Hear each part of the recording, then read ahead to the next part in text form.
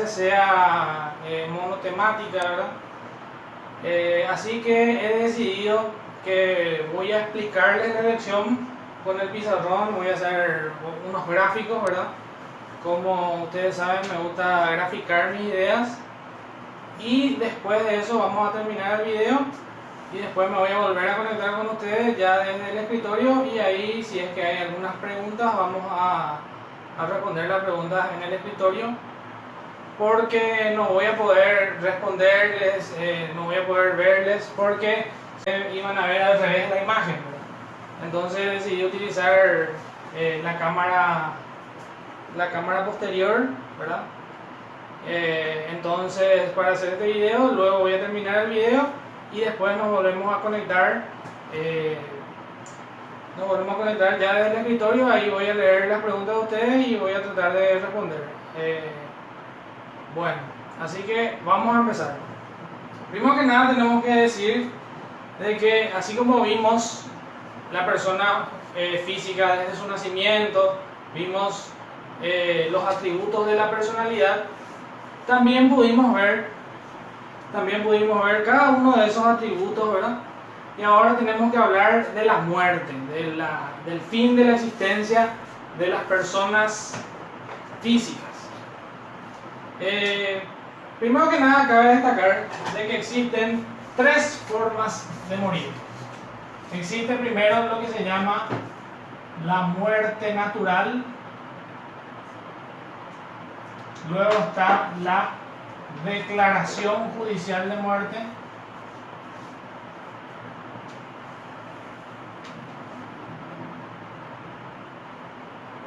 Y por último tenemos la presunción de fallecimiento.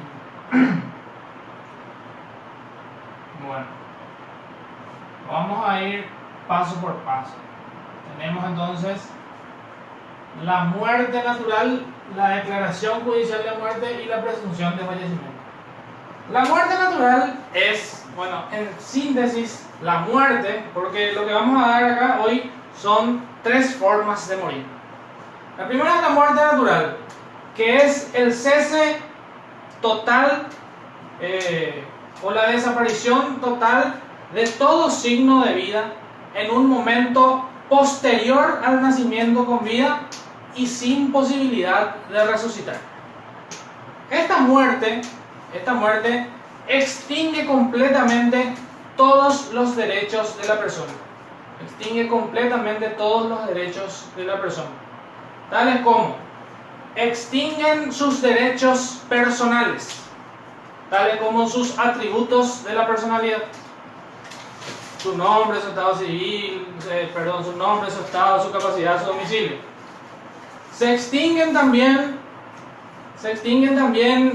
sus derechos personalísimos. Todos sus derechos personalísimos también se extinguen con la muerte. Pero ¿qué pasa con su patrimonio?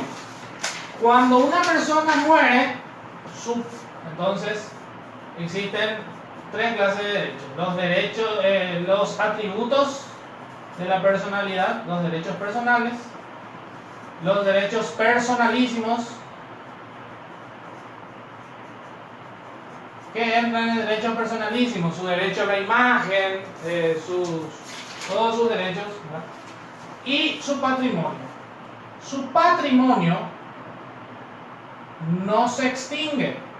Su patrimonio, estos dos dijimos que se extinguen. Sin embargo, su patrimonio pasa a sus sucesores por medio de la sucesión mortis causa.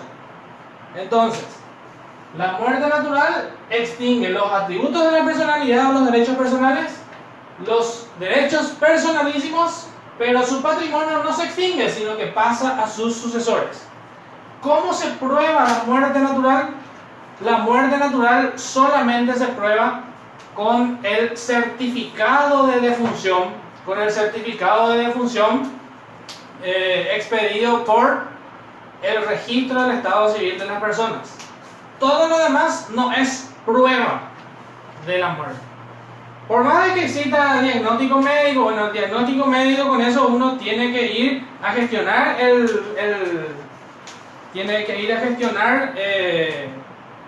ante el registro civil, y esa es la prueba de la muerte y ese es el documento con el que nosotros vamos a iniciar el juicio sucesorio, es decir, la sucesión. Si no tenemos certificado de defunción, la persona no está muerta, no podemos iniciar ninguna sucesión suya. Ahora bien, la ley de registro civil prevé un plazo para que se inscriba la muerte. Si no me equivoco, es 48. Ahora, una persona fallece. Todos los familiares, ¿qué hacen? Bueno, tenemos que ver dónde le vamos a enterrar, dónde va a ser el velorio, qué le vamos a dar a comer a los que vienen, etcétera, etcétera. Y de repente nos olvidamos de lo más importante, que es, tenemos que ir al registro civil a inscribir la muerte. Si no se inscribe la muerte dentro de ese plazo, ¿qué sucede? ¿Qué sucede si no se inscribe la muerte dentro de ese plazo? Tenemos que posteriormente hacer un juicio sumario que se llama inscripción de fallecimiento. Ahí el juez, por una sentencia, nos va a autorizar para que inscribamos el matrimonio en el registro civil. Ahí recién.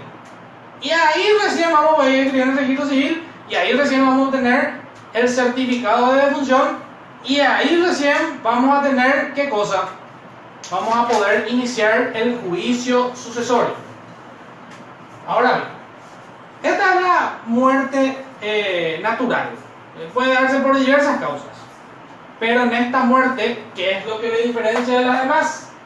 Que en esta muerte tenemos el cuerpo. Sabemos que la persona realmente murió. En los dos casos que vamos a ver ahora, no sabemos si realmente la persona está muerta, o si está viva por ahí, o si realmente no se fue nomás y no vino nunca más. ¿Entienden? Entonces, ahora vamos a ver estas dos instituciones, que son la declaración judicial de muerte y la presunción de fallecimiento, que son las otras dos formas de morir. Primero que nada tenemos la declaración judicial de muerte. La declaración judicial de muerte está prevista por el Código Civil en el artículo 63, donde dice que podrá declararse judicialmente la muerte de una persona desaparecida, atiendan bien, en un terremoto, naufragio, accidente aéreo o terrestre, incendio u otra catástrofe, o en acción de guerra, cuando por las circunstancias de la desaparición no quepa admitir razonablemente su supervivencia. Como se pueden fijar, en esta declaración judicial de muerte existe una causa como esas, naufragio, terremoto, es decir, existe una causa que no es normal, por la cual, en donde esta persona estuvo afectada por esa causa y no cabe razonablemente admitir que la persona está viva. ¿Cuál es el ejemplo? Supongamos que una persona estuvo en las Torres Gemelas el 11 de septiembre del año 2001, cuando hubo el ataque a las Torres Gemelas. Obviamente, si un familiar o un amigo nuestro estuvo ahí, nosotros no podemos pensar de que él está viviendo muy bien en Estados Unidos y no quiere nomás más venir, por eso no tenemos más noticias de él. No, esa persona, ¿qué sucede con la persona? La persona estuvo en una de estas actividades que la cual, si no aparece, es decir, no se encuentra su cuerpo, pero no podemos pensar de que la persona está ahí viviendo la vida, ¿verdad? Sino que está muerta. No hay otra forma, no hay otra posibilidad, ¿verdad? Si la persona estuvo en una de estas situaciones, no podemos pensar que sobrevivió. O razonablemente no podemos pensar que la persona está viva. ¿Se entiende? no se puede pensar razonablemente. Entonces, la declaración judicial de muerte se da por alguna causa que por la cual no cabe suponer que haya sobrevivido. Entonces, la declaración judicial de muerte también tiene tres clases de efectos. Los atributos también se extinguen, los derechos personalísimos también se extinguen y su patrimonio también va a sus sucesores. Es decir, la declaración judicial de muerte tiene los mismos efectos que una muerte natural jurídicamente hablando. Por una sentencia judicial se declara judicialmente la muerte de una persona. Por una sentencia judicial se declara judicialmente la muerte de una persona y esa muerte queda equiparada a la muerte natural. Es decir, hay un certificado de defunción y se abre un juicio de sucesión para lo que tenga relación con sus bienes. ¿Se entiende?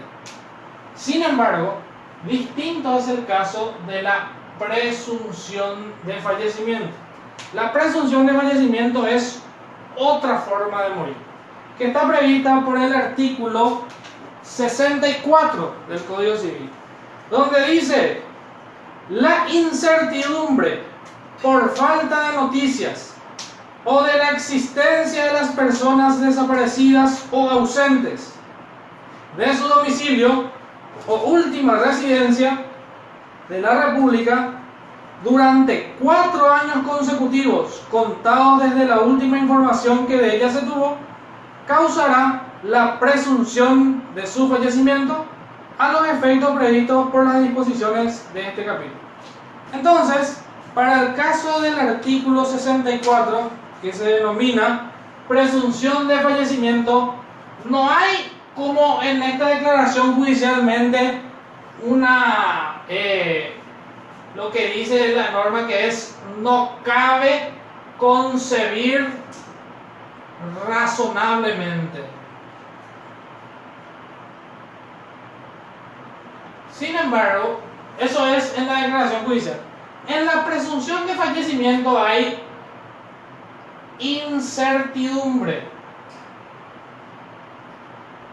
Hay incertidumbre. ¿Qué quiere decir incertidumbre? La persona no estuvo en uno de esos accidentes ni nada por el estilo. Simplemente se fue y no vino más. No se supo más nada de la persona. ¿Entienden? Se fue y no vino más. No sabemos si está vivo, no sabemos si se casó con una española, con una italiana, si se casó con una mulata. No sabemos absolutamente nada. No sabemos si se quedó sin celular, si no existe ciber ahí donde se fue. No sabemos nada. Simplemente la persona se fue a algún lugar y no volvió más. Y por supuesto no tenemos noticias. Hay incertidumbre. Atiendan bien cómo la norma acá sí nos da dos plazos. Dice: desaparecido, ausente de su domicilio o última residencia durante 4 años consecutivos. Entonces el primer plazo, vamos a llamarle plazos, pueden ser ordinarios o extraordinarios. Los plazos ordinarios son 2 años y 4 años. ¿De dónde saco el segundo plazo? Porque en ese artículo 91, del siguiente. El 65 dice: el plazo de 4 años fijado en el artículo anterior quedará reducido a 2 si el desaparecido no hubiere dejado representante o apoderado para administrar sus bienes. Es decir, 2 años si no dejó representante y 4 años sí dejó representante. ¿Por qué la diferencia? Y es fácil. El que se va de su casa y sabe que va a tardar en volver, normalmente deja un representante. Deja un representante. El que se va y no sabe que va a tardar, siempre deja un representante. Siempre le deja a alguien para que se haga cargo de la casa, para que pague las cuentas de servicios básicos, ¿verdad? Que por más que uno no usa, hay un básico que se debe pagar, ¿verdad? También para los impuestos inmobiliarios, para evitar los robos, las invasiones, etcétera, etcétera, ¿verdad?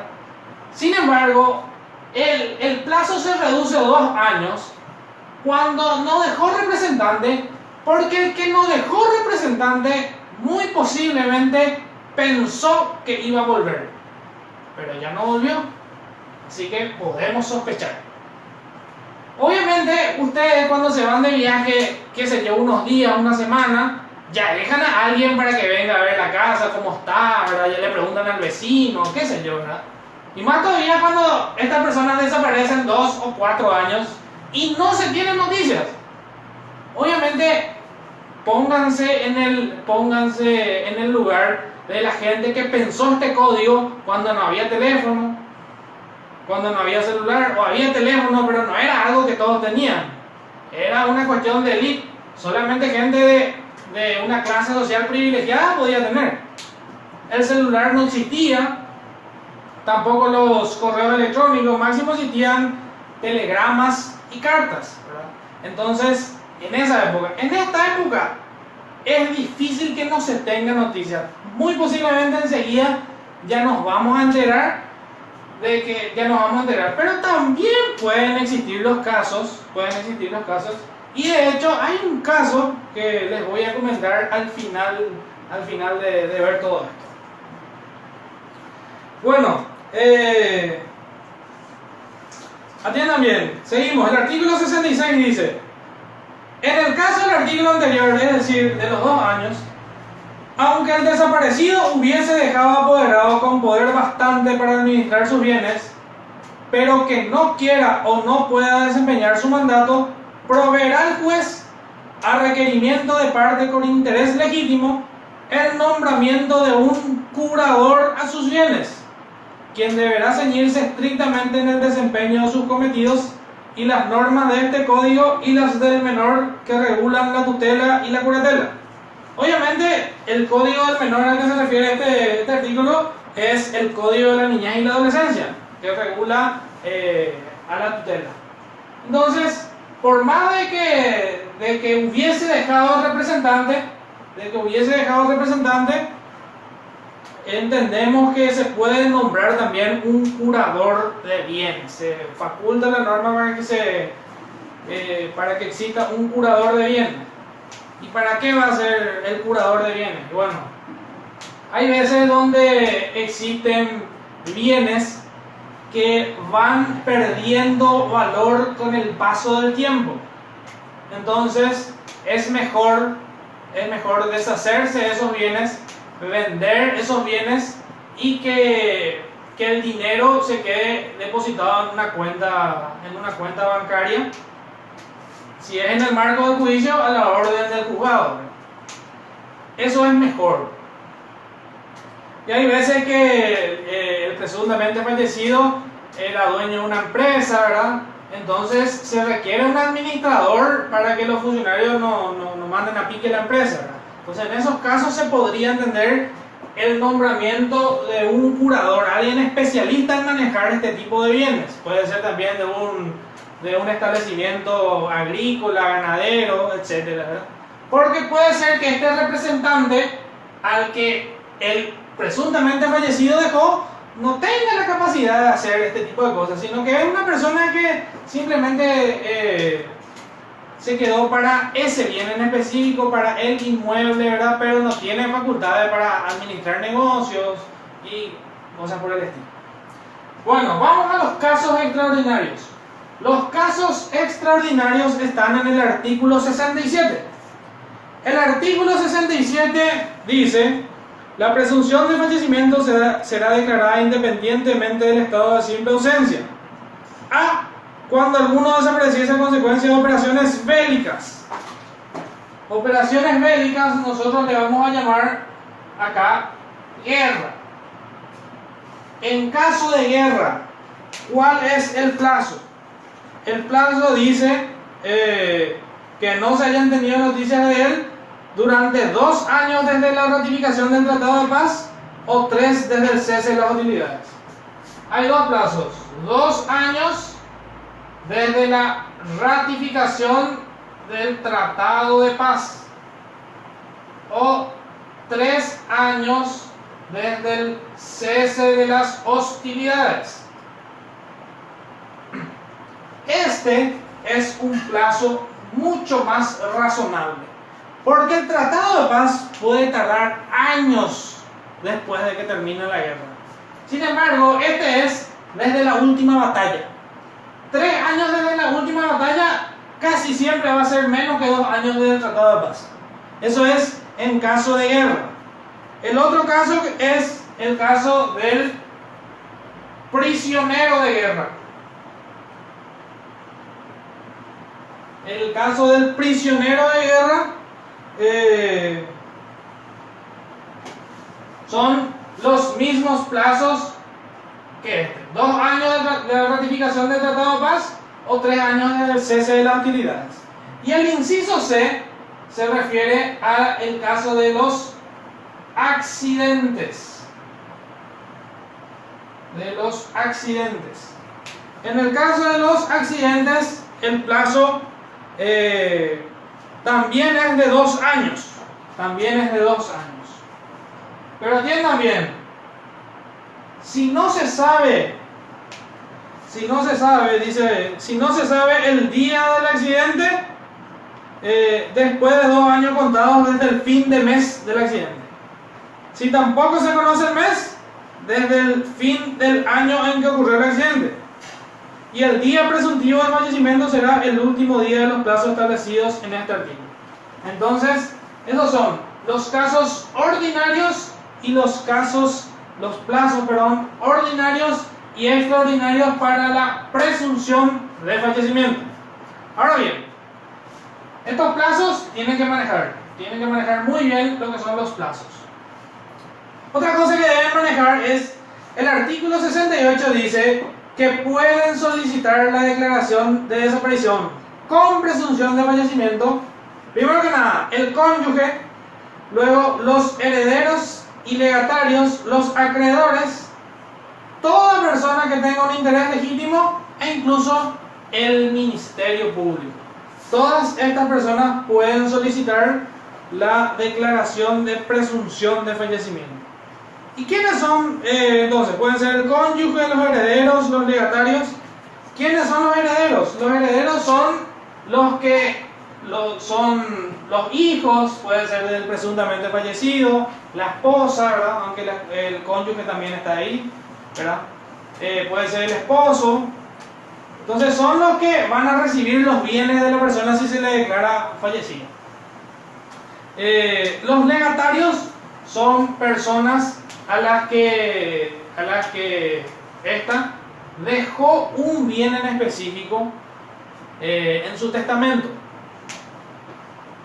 Los acreedores son personas a quien esta persona debía dinero. O sea, él era deudor de los acreedores, que son los que van a querer cobrar esto de los bienes de la sucesión o de los bienes que se quedan acá, que el administrador va a tener que pagarles. Y luego tenemos el Ministerio Público, que podría también intervenir, porque la muerte es una cuestión, y todo lo que tiene que ver con el derecho a familia es una cuestión de orden público. Entonces el Ministerio Público también podría. Ahora bien, el que pidiere la declaración, dice el 69, deberá justificar las circunstancias mencionadas en este capítulo y acreditar su derecho. Es decir, el que pidiere esto judicialmente va a tener que acreditar todas estas situaciones que vimos, que se cumplieron los plazos, que no hubo noticias, etcétera, ¿verdad? Y acreditar su derecho de que es alguna de las personas del artículo 68. O sea, va a tener que acreditar de que es una de estas personas y de que tiene interés, por lo tanto, en que se declare la presunción de fallecimiento. Ahora bien, la sentencia que se dicta en el marco de este juicio va a decir el día presuntivo de fallecimiento. Va a decir, esta persona presuntamente creemos que falleció en fecha tal. Y bueno, el artículo 70 dice: ejecutoriada la sentencia que fije el día presuntivo del fallecimiento, el juez... antes que nada, recuerden, acá habían efectos. Bueno, acá vamos a ver también los efectos. Vamos a ver también los efectos de esta presunción de fallecimiento.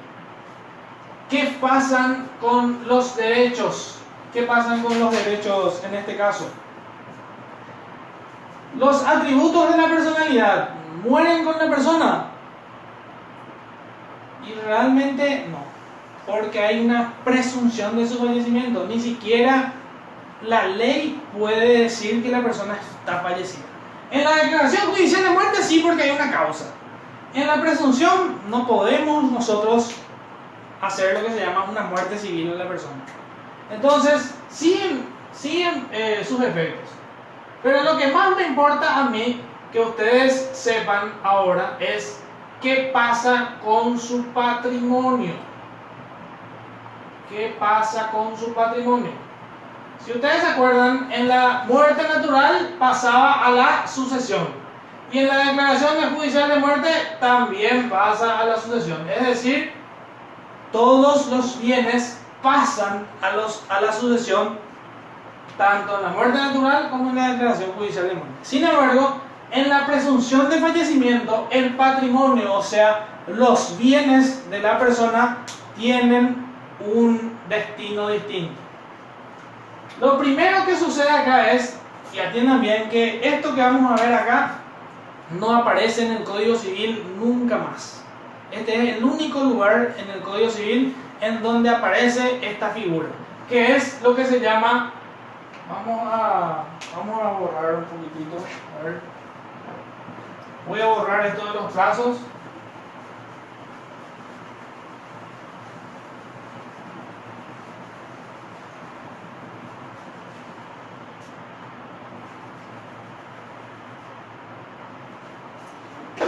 Y vamos a ver qué pasa con el patrimonio del presuntamente fallecido. Bueno, se crea una figura que se llama posesión,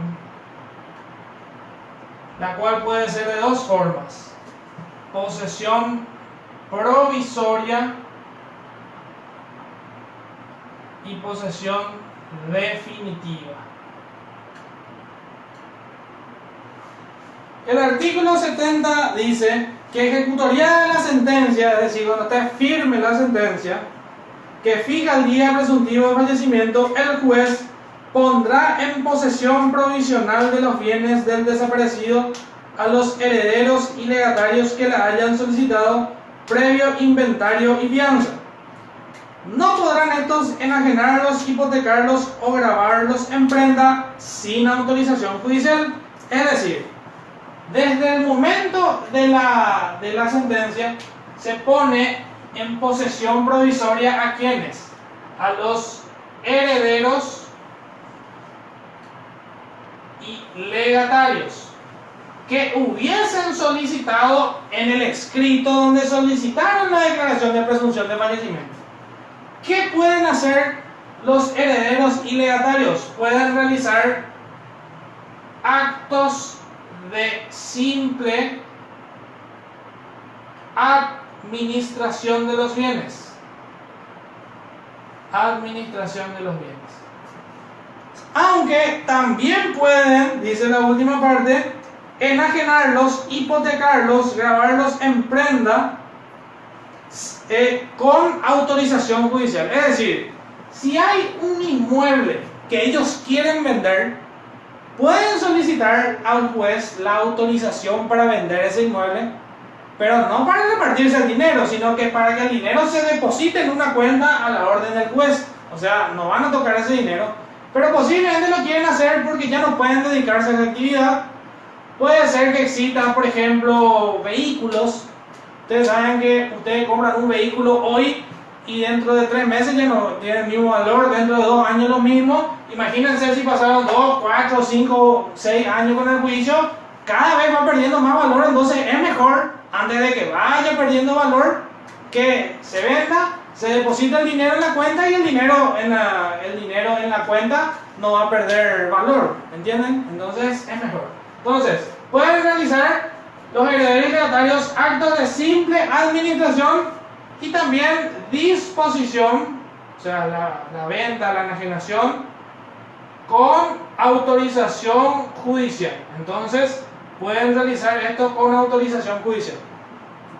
Ahora, ¿hasta cuándo dura esta posesión provisoria? Porque lo provisorio alguna vez tiene que terminar. Artículo 71 dice: si dada la posesión provisional se presentara el desaparecido o se probara su existencia, cesarán los efectos. Es decir, si durante la posesión provisoria aparecen noticias o aparece la persona, reaparece, cesa todo y hay que devolverle sus bienes. Todos cesan. Ahora bien, ¿qué pasa si no hay noticias y no reaparece la persona? Bueno, nos vamos al siguiente. Artículo 72 dice: si transcurridos 10 años desde la desaparición o desde la última noticia que se haya tenido del desaparecido, o 70 años desde su nacimiento, entonces hay dos plazos: 10 años desde la desaparición o la última noticia.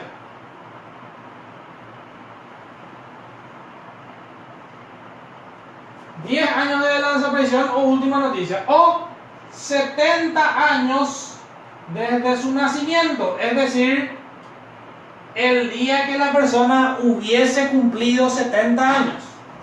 En ese caso, ¿qué pasa? ¿Le declaramos muerto? No.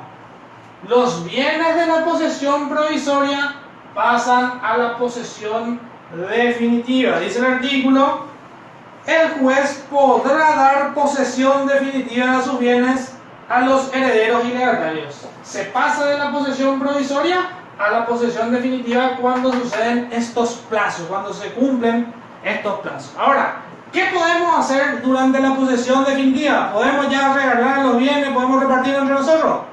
Tampoco. Si bien dice el código, si bien dice que ya no podemos, ya los actos de simple administración ya no hay. Seguimos con esto, pero atiendan bien que la responsabilidad es mínima. Recuerden que si aparecía acá, teníamos que devolverle todo. Bueno, si aparece acá, dice la última parte del 72, si el desaparecido se presentare posteriormente, recobrará los bienes en el estado que se encuentren. Entiendan bien. Si aparece acá y él dice: no, acá yo estaba vivo, estaba ahí, me fui, me quedé con una mulata en una isla caribeña, ¿verdad? Y bueno, entonces viene y le dice: no, pero tus bienes ya no están, algunos ya vendimos, otros ya no tenemos más, algunos ya, todo lo que había se cayó, no, le faltaba mantenimiento, todo. Y dice: los bienes en el estado en que se encuentren, así como los adquiridos con el valor de lo que faltaren, y las rentas o intereses no consumidos. Entonces, ¿qué es lo que le tenemos que devolver si reaparece? Le tenemos que devolver sus bienes en el estado en que se encuentran. Le tenemos que dar los adquiridos con el valor. Bueno, nosotros vendimos algo, pero con esa plata compramos otra cosa. Bueno, eso también tenemos que darle. Y las rentas o intereses no consumidos. Si uno de sus inmuebles él alquilaba, durante todo el tiempo que se fue se cobró alquiler. Bueno, eso del alquiler también hay que devolverle. ¿Entienden? Hay que devolverle todo, pero en el estado que se encuentra. ¿Por qué en el estado que se encuentra? Y porque si una persona desapareció por 10 años, cuando viene, ¿qué espera encontrar? ¿Qué espera encontrar? Bueno, finalmente les voy a dar el ejemplo de esto, que no es un ejemplo verdadero, ¿verdad? El famoso ejemplo de la película Náufrago, ¿verdad? En donde, ¿qué pasó? Él se subió a un avión, se fue y se cayó en una isla. Se quedó en la isla, creo que eran 3 o 4 años, seguramente eso para la legislación de ellos es así. Los plazos, acá ya les conté a ustedes los ordinarios y los extraordinarios. ¿Qué pasó? Él antes de subirse al avión le pide matrimonio a su esposa, es decir, no tenía cónyuge.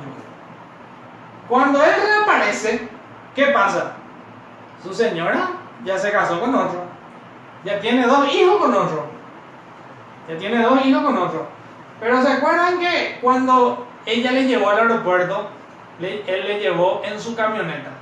Y después él se va y al final de la película ella le devuelve su camioneta. ¿Entienden? Ella le devuelve su camioneta. Y él, ¿qué decide para cumplir con la trama de la película? ¿Verdad? ¿Qué decide con esa? Usa su camioneta y se va y entrega el único paquete que él no abrió. El único paquete que él no abrió se va y entrega. Ese es un caso no real, ¿verdad? En el libro del doctor hay varios casos de declaración judicial de muerte. Y el caso de presunción de fallecimiento, yo creo que los casos de estos secuestrados por el EPP y por no sé qué otra organización más, podrían configurar en alguna de estas, podrían ser casos de alguna de estas circunstancias. La presunción de fallecimiento más que nada porque no hubo guerra, porque para que exista guerra tiene que haber una declaración de guerra. Tampoco hubo accidente aéreo, terrestre ni nada, sino que simplemente desaparecieron, están secuestrados. Y yo creo que se podría eso siempre y cuando haya algún patrimonio que se quiera reclamar o algo que los del artículo 68 pudieran reclamar en ese caso. Bueno, espero que hayan entendido esta cuestión, se dan cuenta que me es más fácil graficar, así que enseguida me vuelvo a conectar y vemos el tema de las preguntas que hubieran quedado. Gracias.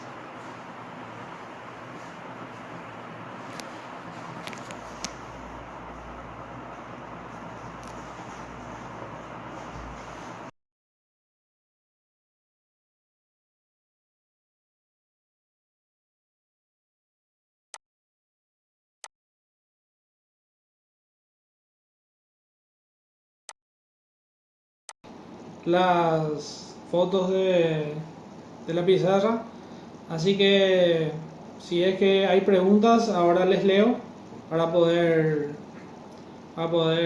evacuar las preguntas y también la sugerencia de repente si les gustó más lo de hoy o si volvemos a hacer como hasta la clase pasada.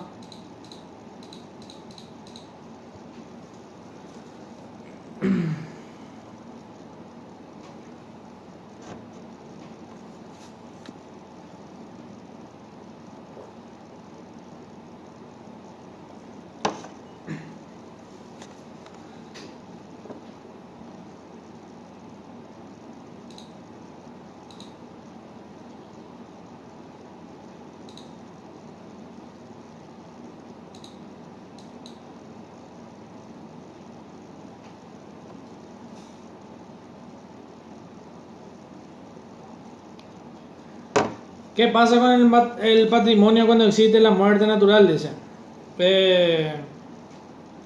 Bueno, cuando existe muerte natural, el patrimonio pasa a las personas llamadas a suceder, ¿verdad? A los sucesores, por medio del juicio de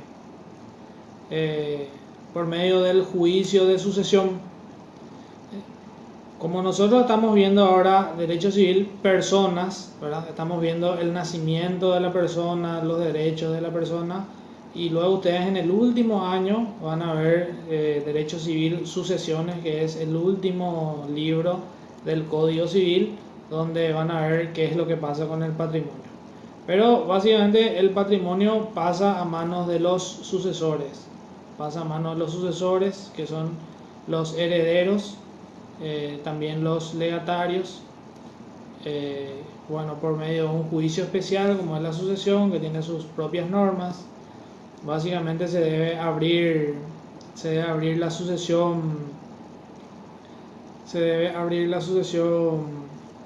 de la persona, sale una primera providencia, se ordena la publicación de los edictos por 10 días en un diario de gran circulación.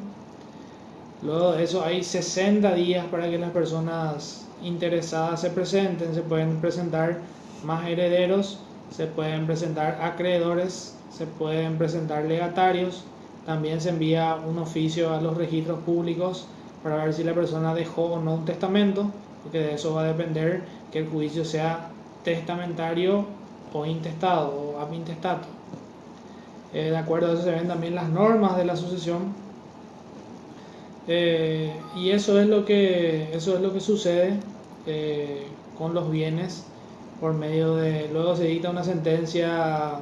Bueno, después de eso el expediente va a fiscalía. Después de eso se dicta una sentencia declaratoria de herederos, donde se ve quiénes son los herederos, y entre esos herederos se hace la partición de los bienes previo pago del impuesto, previo pago de la tasa judicial. Bueno, no es impuesto, es tasa judicial. También se deben pagar primeramente todas las deudas, es decir, de todos los bienes del causante primero se pagan las deudas y lo que sobra nos repartimos entre todos nosotros. Y luego termina la sucesión cuando cada uno de los herederos le son adjudicados los bienes que desde ese momento ellos pueden inscribir en los registros públicos y ya va a estar a su nombre. Eso es básicamente lo que pasa en el juicio sucesorio. Voy a volver a ver si hay más preguntas.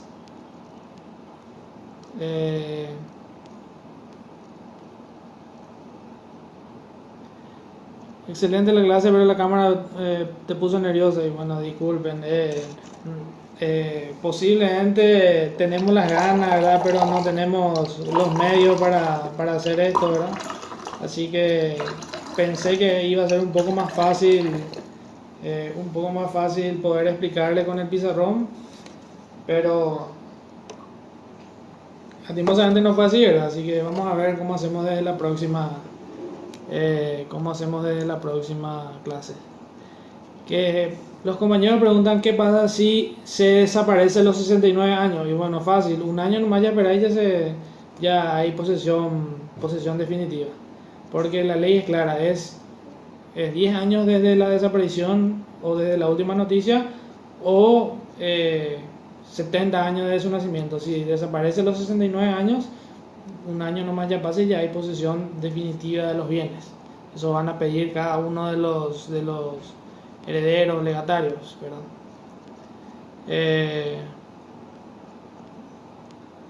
A ver, si no enseño particular, sí suelo enseñar, pero no esta materia. Todas las demás materias civiles, ¿verdad? Pero no esta, por obvio motivo, ¿verdad? No puedo yo enseñarle lo que va a salir en su examen, ¿verdad? No escuché no escuché nada, absolutamente nada no escuché.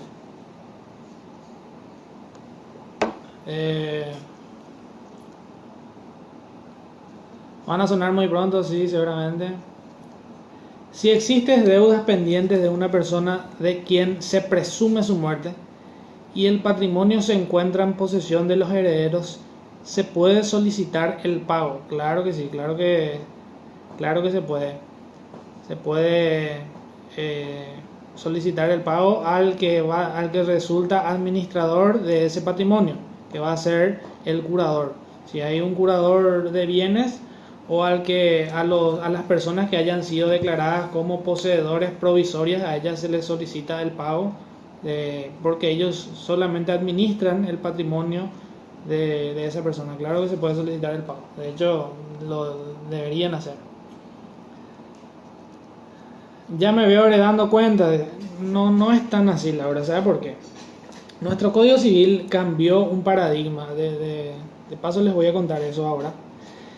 Estas dos instituciones, la declaración judicial de muerte y la presunción de fallecimiento, en el Código de Vélez son uno solo. Y en muchos países estas dos instituciones configuran un solo instituto, ¿entendés? Sin embargo, nuestro código evolucionó mucho con respecto al Código de Vélez en varias cuestiones. Muchas son copias literales de Vélez, pero en muchas cuestiones se evolucionó. Y esta es una de ellas, por ejemplo, donde tenemos dos instituciones donde deberían ser dos, porque en el Código de Vélez era solo uno.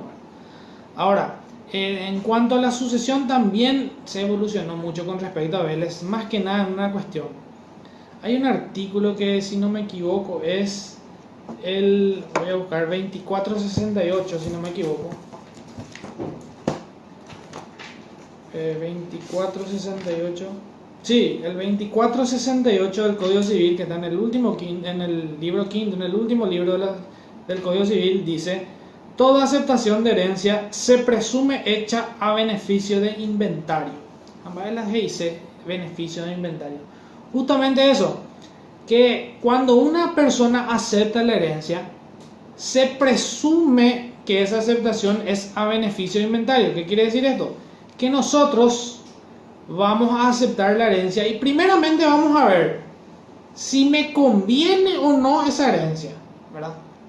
Porque si yo acepto una herencia donde hay 500 millones de deudas y hay dos bienes que cuestan 10 millones cada uno, entonces yo rechazo la herencia. Porque si yo acepto la herencia voy a tener que pagar con mis bienes. Entonces se me da la posibilidad de rechazar esa herencia que no me conviene, ¿verdad? En el Código de Vélez la cuestión era al revés.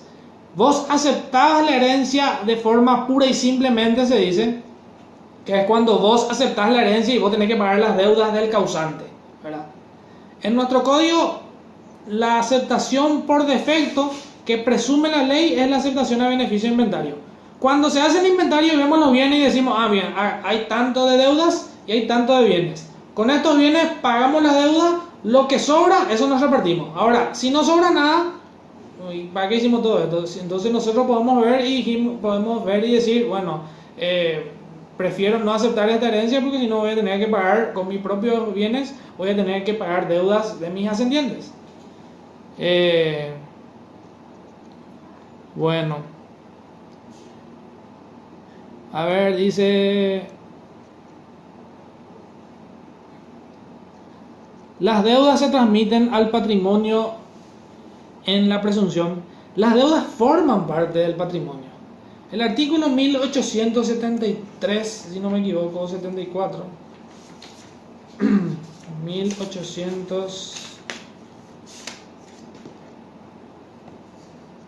1873 dice: el conjunto de los bienes de una persona con las deudas o cargas que lo gravan constituye su patrimonio.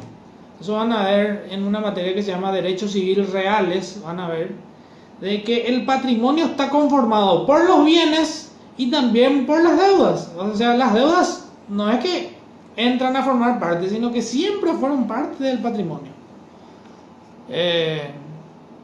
Y las deudas se transmiten en el patrimonio. Las deudas forman parte del patrimonio. Entonces, cuando uno hereda eso con las deudas y con los bienes. Y tampoco, por eso es que no se puede aceptar la herencia por parte. Yo no puedo decir, acepto que mi papá me deje esta casa, pero no acepto todas sus deudas. No se puede. Por eso no se puede aceptar en parte.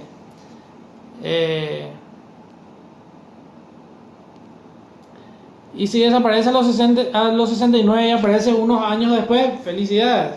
Aparece y le devolvemos sus bienes conforme a la última parte del artículo, ¿cuánto era? 71 ya, ¿verdad? El artículo 72.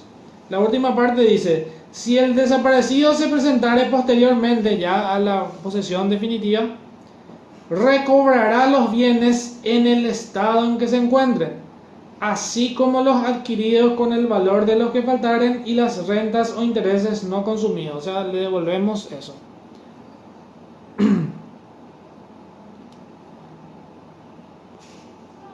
¿Quién es el único que aparece? No entiendo. Profe, volver a las explicaciones. Y bueno, vamos a ver si volvemos realmente desde la próxima a las explicaciones.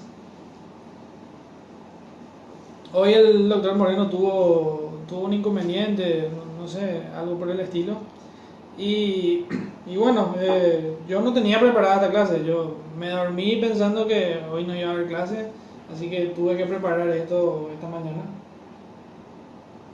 Porque, como les digo, capaz tenemos ganas, pero no tenemos todos los medios. No tengo una cámara de televisión, no tengo unos spots de luces, ni nada por el estilo como para... ¿Y cómo se saben qué majo? No entiendo eso. Que no les hicieron desaparecer antes de los 70 para robarle sus cosas, o sea, me pueden heredar deudas. ¿Cómo se sabe que no les hicieron desaparecer antes de los 70 para robarle? Teníamos un compañero que era así mismo, que nunca te escribía todo en un mensaje, sino que te escribía hola, ¿qué tal? ¿Cómo estás? Y después te enviaba 6 mensajes más y siempre le bajábamos la caña. No puedes escribir todo en un solo mensaje, le decían. Fue mi delegado incluso. Que no le hicieron desaparecer. Y bueno, si le hicieron desaparecer para sacarle todas sus cosas, bueno, alguien va a saber y puede denunciar eso, penalmente seguramente, ¿verdad? Y siempre el que hace esto no lo hacen todos juntos, lo hace 1, 2, 3, ¿verdad? Pero siempre hay uno al que no le dan nada, porque cuando se tiene que partir la torta entre todos, ahí es donde le dejan afuera a alguno, y ese excluido seguramente, normalmente es el que va a reclamar esto después, ¿verdad? O sea, ¿me pueden heredar deudas? Claro que te pueden heredar deudas. Ahora vos tenés la posibilidad de rechazar la herencia si no te conviene aceptar las deudas. Uno no está obligado a testar y heredar. No, claro que no. Atestar no. El testamento es un derecho que tenemos de disponer de nuestros bienes. Y la herencia es la única forma, es una de las formas de transmisión, la más normal, ¿verdad? Porque también hay actos donde uno en vida, los padres ya distribuyen sus bienes para no tener que abrir el juicio sucesorio, ¿verdad? No sucede mucho esto, porque nosotros somos muy reacios a hablar de lo que va a pasar después de nuestra muerte. Nosotros no queremos, por ejemplo, comprar un panteón.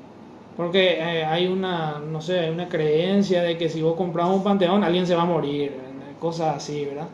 Entonces, cuando te llaman a ofrecer de servicios de futuro, parque serenidad, eso, le decís, no estoy interesado, le decís, pero realmente no te pones a pensar que podés necesitar, ¿verdad? Nosotros somos reacios a hablar. Si es que tu papá quiere hacer testamento, es porque ya un manota ante más oí, ¿verdad?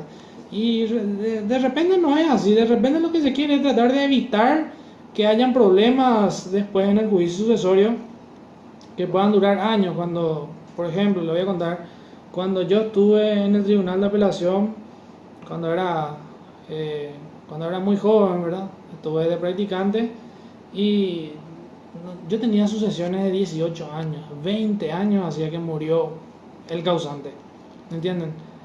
Y son sucesiones que no se terminaban porque se seguían peleando los hermanos. Entonces todas esas cuestiones se podrían solucionar si en vida nos ponemos a hablar, ¿verdad? Si en vida nos ponemos a hablar, entonces se podría hacer, por ejemplo, los padres pueden hacer donación a sus hijos, de sus bienes y quedarse con el usufructo vitalicio. ¿Qué quiere decir usufructo vitalicio? Que ellos se van a quedar ahí hasta que se mueran. El inmueble ya no es de los padres, ya pasa a ser de los hijos. Ya se le dio uno a cada uno, qué sé yo, cómo van a hacer, o se les dio en condominio y después que ellos vendan por sus partes o cosas así, ¿verdad? Para no tener que entrar en un juicio sucesorio donde, donde uno de los hermanos va contra los otros, contra los tíos, contra los primos, como siempre suelo ver los memes, los tíos que se pelean por la casa de la abuela, cosas así, ¿verdad? Si es que nosotros nos ponemos a hablar de esto antes, muchas cosas se podrían solucionar. Lo que pasa es que el abogado acá parece que piensa que si no se va al litigio, si no se va a pasillar, parece que no trabaja, ¿entendés? Sin embargo, sentado en una oficina leyendo, podés hacer un proyecto de partición en vida, y podés cobrarle por eso a tu cliente para no tener que ir a matarte durante 20 años con la gente para una sucesión, ¿verdad? La muerte, profe, muerta la persona, mueren las deudas. No, claro que no, las deudas no mueren con la persona. Las deudas de ninguna manera mueren con la persona. Las deudas se transmiten porque las deudas forman parte del patrimonio y el patrimonio se transmite a los herederos. Las deudas no mueren.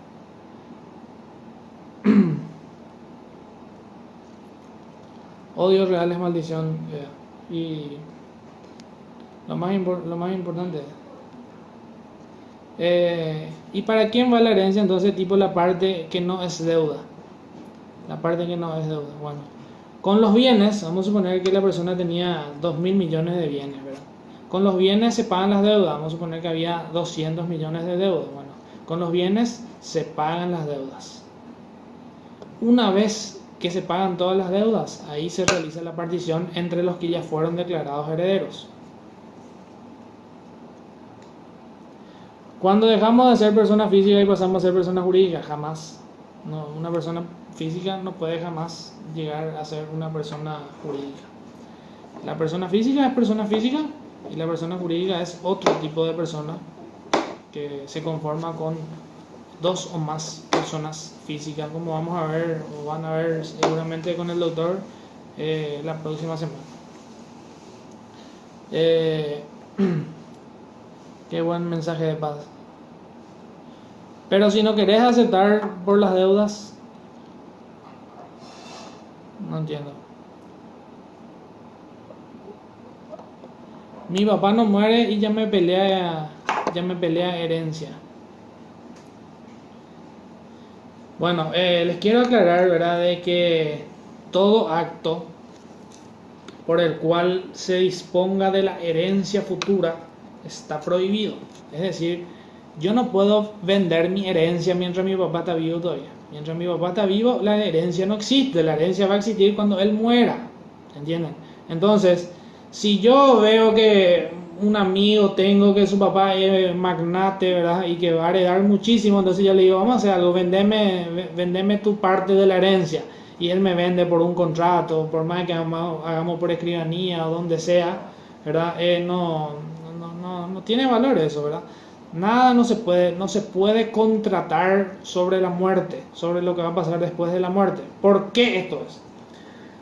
Porque todo tiene que ver con, si ustedes se fijan, alguna vez, si habrán escuchado, lo que se llaman los seguros tontinarios. Los seguros tontinarios fueron creación de un banquero italiano que se llamaba Lorenzo Tonti. ¿Qué hizo Lorenzo Tonti? Lorenzo Tonti, este banquero italiano, ideó un seguro donde todos los miembros tenían que aportar a una caja común. Y cada año debían aportar un poco más, ¿verdad?, como es normal en los seguros, ¿verdad? Cada que uno va siendo más viejo, va aportando más. ¿Y cuál era la regla de este seguro? Que los que quedaban vivos al final iban a ser los que se iban a quedar con todo el dinero. ¿Qué motivó esto? Que los miembros se vayan matando entre ellos mismos para quedarse al final con todo el dinero. Desde ese momento se prohibieron estos tipos de seguros tontinarios, ¿verdad?, que está prohibido por la ley de seguros. Una historia que les cuento de por qué no se puede contratar, ¿verdad?, con la vida, con la muerte, la vida. Tampoco se puede vender la herencia futura. El Código Civil en un artículo prohíbe expresamente la venta de la herencia futura, como les dije. Y si tus bienes no alcanzan para pagar tus deudas, y bueno, no aceptes la sucesión, no aceptes la herencia. Bueno, vieron cómo no es fácil hablar 50 minutos o una hora. ¿Cuánto tiempo puede durar una sucesión? Toda la vida. Puede durar un año, puede durar 2 años, puede durar 20. Profe, ¿se puede pedir anticipo de herencia? Bueno, ese es un producto de la mezcla de teorías. El anticipo de herencia en sí no existe en nuestro Código Civil. Son cuestiones, yo le suelo llamar a esto, ¿verdad? Los resabios de Vélez, le suelo llamar. Son cuestiones que quedaron del código de Vélez, que ya no existen en nuestro código, pero nosotros queremos seguir encontrándole cabida en nuestro código. El anticipo de herencia no existe en nuestro código. Así como también existe, la gente sigue hablando del boleto de compraventa. Hace poco me fui a hablar con una escribana y una escribana me dijo, estuve haciendo un boleto de compraventa. Y conste que la escribana es profesora, es docente en una famosa universidad también, ¿verdad? Y me dijo que ella le enseña a sus alumnos el boleto de compraventa. Yo, en serio, le dije, me callé nomás, le dije, no dije más nada, ¿verdad? Pero el boleto de compraventa no existe, el anticipo de herencia tampoco existe. Además les voy a contar, por si se quieren hacer los letrados, les voy a contar. Vamos a suponer que, típico caso, ustedes son hijos del nuevo matrimonio de su padre, pero su padre tiene 1 o 2 hijos de un antiguo matrimonio. Muere el padre y ustedes dos dicen, no, nosotros somos dueños de todo. Nosotros somos dueños de todo, pero los otros van a venir también a la sucesión porque también son hijos. Ahora, hay algunos que quieren ser más letrados y dicen, bueno, vamos a hacer algo. Que mi papá en vida me ceda todos sus derechos. Que todo lo que ya sea para mí, ya me ceda ya a mí y a mi hermano, que son del nuevo matrimonio, y le dejamos sin nada a los del antiguo matrimonio. Bueno, esos del antiguo matrimonio tienen su derecho para reclamar eso en el juicio sucesorio. O sea, todo va a ser equitativamente. No es que ustedes le van a dormir y los otros no van a poder cobrar y que ustedes se van a quedar con todo, y no es así. Por más de que se busque la forma, nuestro juicio nuestro sistema de la sucesión no es un sistema como lo que vemos en las novelas. Es un sistema totalmente equitativo. Es un sistema fraccionario, es un sistema equitativo, donde nosotros no podemos decir, yo a un hijo le dejo todo y al otro hijo no le doy nada. No, si no le doy nada, ese tiene todo el derecho de reclamarle al otro que le dé su parte. ¿Entienden? Bueno, ¿gatos dónde? Seguramente mi gato que está, a ver, ahí está mi gato. Ese es el gato Tom, ese es mi gato, uno de ellos. ¿Y si la herencia tiene acciones al portador? Bueno, primeramente tengo que decir que si la herencia tiene acciones al portador, posiblemente vas a pagar una multa más grande que, no sé. Porque las acciones al portador, por ley, ya no tienen que existir. Hoy en día no pueden existir acciones al portador, y si no, tenés que pagar una multa a Hacienda. Porque las acciones al portador terminaron, se extinguieron, se tienen que haber terminado. Si seguís teniendo acciones al portador, tenés una multa con la abogacía del Tesoro del Ministerio de Hacienda. Obviamente las acciones del portador son del dueño, del que está portando. Por eso, si yo estoy portando este bolígrafo, entonces yo soy el dueño. Y si luego te doy a vos, vos sos el dueño. Entonces, la acción al portador, como dice su nombre, es para el que porta, ¿verdad? Sin embargo, las acciones al portador son prohibidas por la ley hoy en día. Vos le querías dormir a tu hermano, bueno, te cuento que no se puede. Un caso, eran 3 hermanos, 2 de ellos fallecieron, solo queda uno. El cónyuge de uno de los hermanos fallecidos puede reclamar la herencia. Sí puede reclamar la herencia. Sí puede reclamar la herencia. ¿Cómo? Bueno, que le pregunte a su abogado. Esa es una pregunta muy específica ya de un caso particular, ¿verdad? Esto se entiende que esto es una clase, ¿verdad? No es una asesoría jurídica gratuita, ¿verdad? De que se puede, se puede.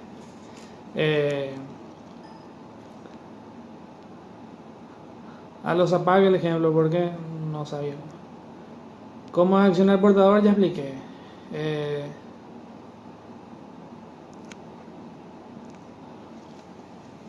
¿Qué pasó, Majo? ¿Por qué puede reclamar quién?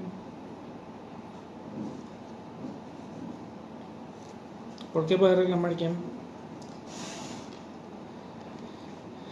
Lo que quiero que entiendan es que jurídicamente hablando no se le puede dejar a alguien,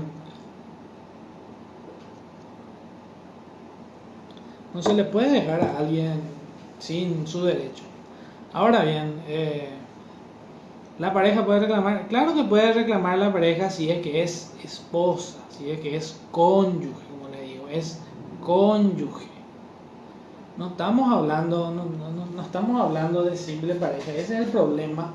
El problema es que en nuestro país, como ya les dije, la persona no quiere, primero que nada, es difícil encontrar gente que se case, y luego cuando se case es difícil encontrar gente que se divorcie, y si uno o no se casa o no se divorcia es difícil, y a veces nosotros los abogados tenemos que, el abogado no te dice la verdad, te dice vamos a pelear en el juicio, te dice, pero él sabe bien que va a perder porque o no eran casados o no estaban divorciados, ¿entendés?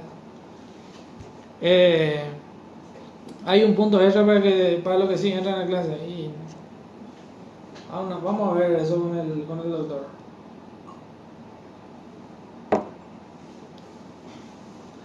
Con los apaga apareció un hermano nuevo reclamando. Mira, no sabía. Y bueno, si es que aparece, pero tiene que aparecer dentro de los 10 años desde la muerte. Vamos a suponer que el que muere es el padre, hay 2 hijos reconocidos, matrimoniales, todo lo que sea, y el hijo no reconocido tiene que aparecer dentro de los 10 años desde la muerte, porque si aparece después ya no tiene nada que reclamar. 10 años es el plazo de prescripción que te da la ley. Laura dice, si tiene hijos, pasa a los hijos. ¿A los hijos de quién? Los hijos del caso que me dijeron. Bueno, claro que pasa. Eso se llama, en derecho sucesorio se llama derecho de representación, se llama derecho de representación. Los hijos del fallecido pueden entrar a la sucesión del abuelo, para graficarles. Tal padre tiene hijos. De estos 3 hijos, uno de ellos falleció y acá hay 2 hijos. Estos 2 hijos entran como la parte de él, ya que él ya está muerto. Entonces estos 2 hijos entran acá en la sucesión del abuelo de estos, por derecho del derecho de representación. ¿Entienden? El viejo Zapag no murió. Mejor todavía. Incluso si hubiera muerto, tiene 10 años desde que murió para aparecer. La cónyuge ya no entra, claro que entra, entra, pero por el derecho que le correspondía y por la medida que le correspondía. Si una persona no tiene herederos, toda su herencia se va al Estado, así mismo, toda su herencia se va al Estado. Eso se llama sucesión vacante. Eso se llama la sucesión vacante, ¿verdad? La sucesión que queda vacante, todos los bienes van para el Estado. Si nadie viene a reclamar, todos los bienes van para el Estado. Ese es el caso, no sé si ya les conté a ustedes o a quién les conté alguna vez, de quiénes son las 2 únicas personas que fueron condenadas a pena de muerte en Paraguay. ¿Recuerdan? Las 2 únicas personas que fueron condenadas a pena de muerte. hay solamente 2 personas que fueron condenadas a pena de muerte en Paraguay. Solamente 2. ¿Quiénes son?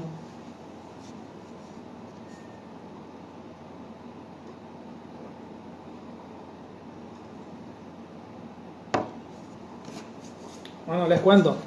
Las 2 únicas personas que fueron condenadas a pena de muerte son Gastón Gadín y Cipriano León. Gastón Gadín era un hijo de franceses, de inmigrantes franceses, y Cipriano León era más o menos, no sé, era como el capataz de la casa. Bueno, de eso ya hablaron el semestre pasado. Bueno, sí, es que ya hablaron. Bueno, básicamente les cuento para los que no sabían, ¿verdad? Gastón Gadín estaba enamorado de una mujer, no recuerdo quién era o cómo se llamaba. Pero lo que sí, que los padres de Gadín, que eran franceses, no aceptaban la relación. Entonces Gastón Gadín se reunió con Cipriano León y mataron a sus 2 padres. Mataron a los padres de Cipriano en su casa, y bueno, fueron sentenciados a pena de muerte, fueron fusilados en una plaza pública. Cuando eso, el Código Penal de Teodosio González, que estaba vigente en ese entonces, autorizaba la pena de muerte, ¿verdad? Y la pena de muerte era fusilamiento en la plaza pública. Ellos fueron fusilados en la plaza pública, las 2 únicas personas que fueron fusiladas en la plaza pública. Ahora, como el inmueble era de los padres de Gastón Gadín, y Gastón Gadín mató a sus 2 padres, o sea, las únicas 3 personas de esa familia que que eran propietarias de ese bien, murieron. Entonces, ¿qué pasa? Muere el papá, muere el hijo, o sea, muere papá, muere esposa, muere hijo. Todos los dueños de ese patrimonio murieron en ese mismo acto. Entonces, ¿qué pasó? El inmueble, que era la casa de ellos, se quedó para el Estado. Y hoy en día ese inmueble es la Fundación Casa Cuna, que está sobre Mariscal López, prácticamente frente al Shopping Villamorra, esa esquina. Esa era la casa de Gastón Gadín,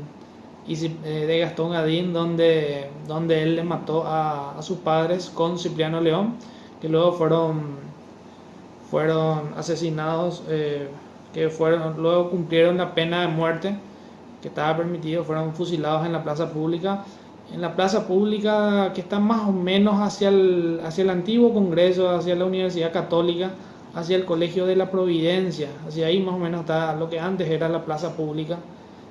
Ahí fueron fusilados Gastón Gadín y Cipriano León. Esta historia se puede leer en un interesante libro, si es que quieren, si en tiempo de cuarentena pueden pedir delivery para leer la historia de este parricidio, se llama cuando se le mata a los padres, ¿verdad? Hay un libro del autor que se llama Marcos González, se llama el autor de este libro, donde cuenta los pormenores de este caso.